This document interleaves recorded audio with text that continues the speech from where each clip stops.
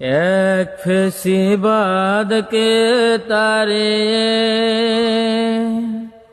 বাংলার ক্ষমতায় আরেকটা চাঁদাবাজ আনলে যারা, তোমাদের দুর্ভোগ কোনদিন শেষ হবে না, না না না শেষ হবে না। শিয়ালের মুখ থেকে মুরগি,